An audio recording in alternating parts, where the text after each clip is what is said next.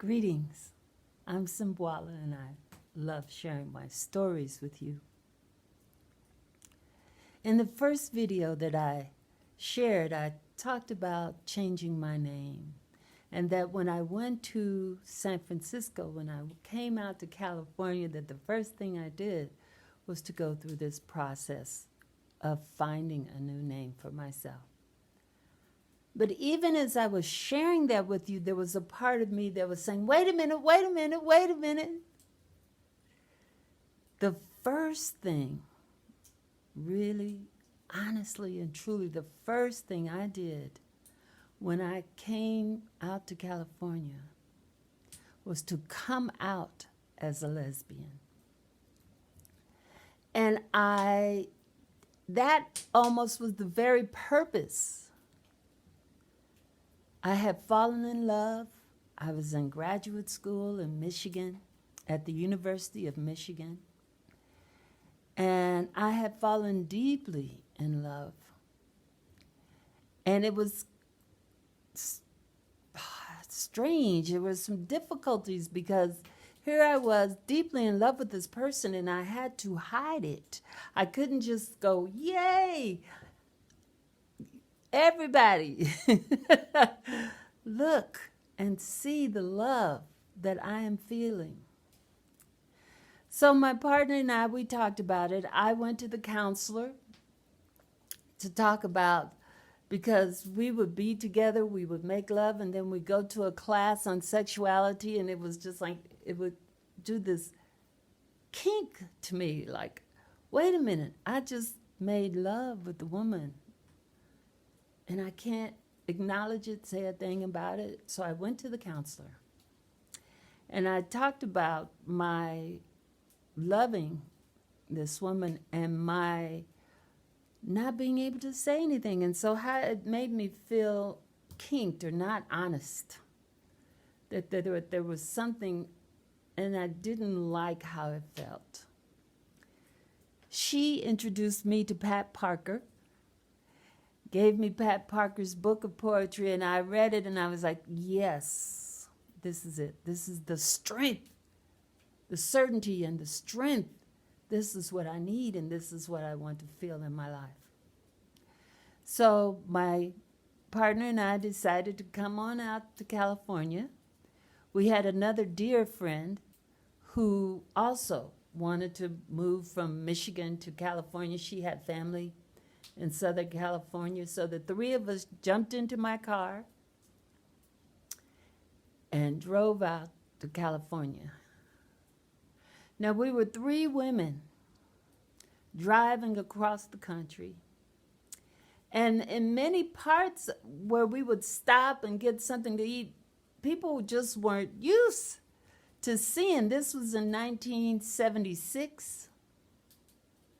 They just weren't used to seeing a black woman, a white woman, and a Vietnamese woman together.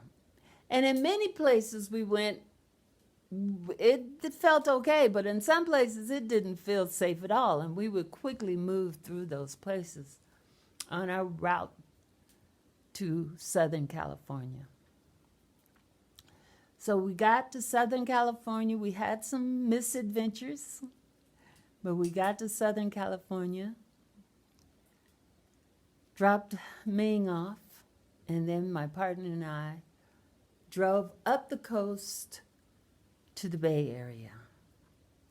To the Bay Area, to the land of the lesbians. And it truly felt, the times were just so beautiful and so wonderful. There was just so many events happening, and women were doing all these very beautiful, powerful things.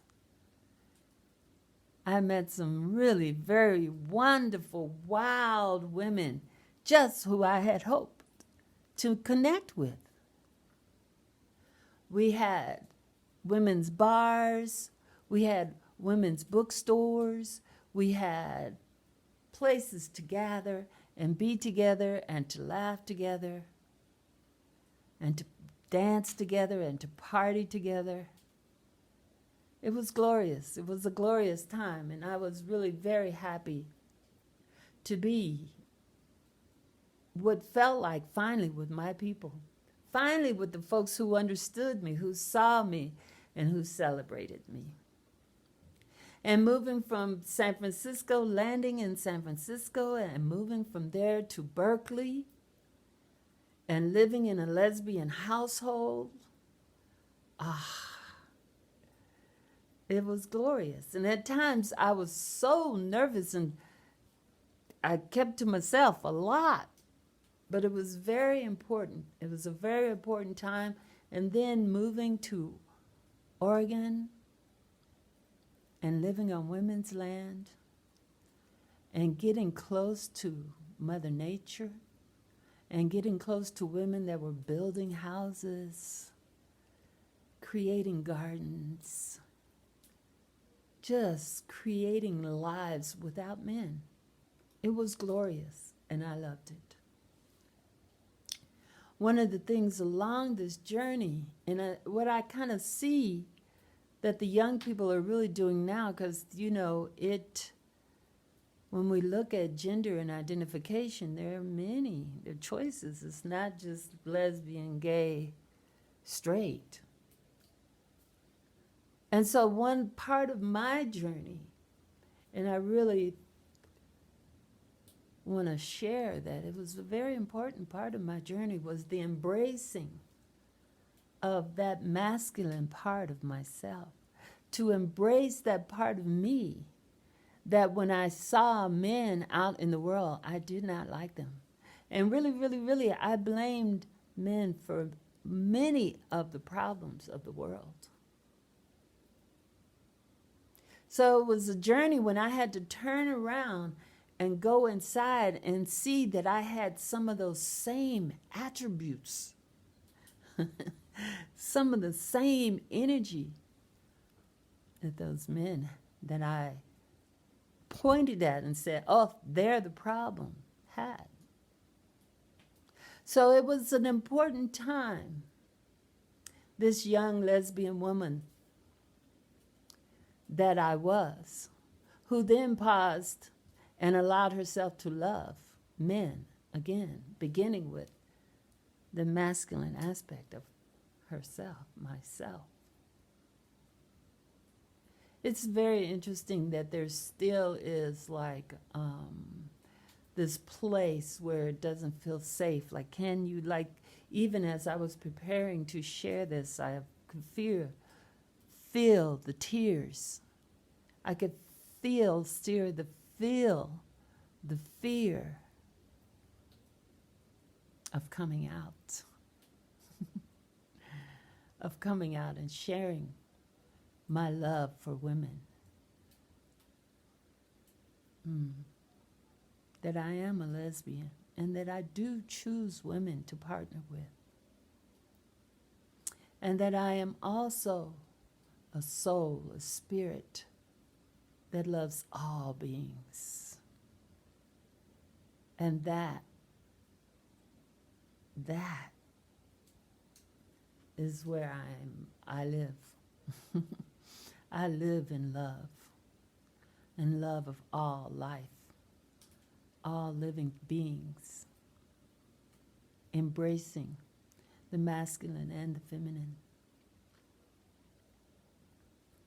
and also acknowledging kind of the difficulties when we sit in one little spot and say, this is who I am and this is what I am.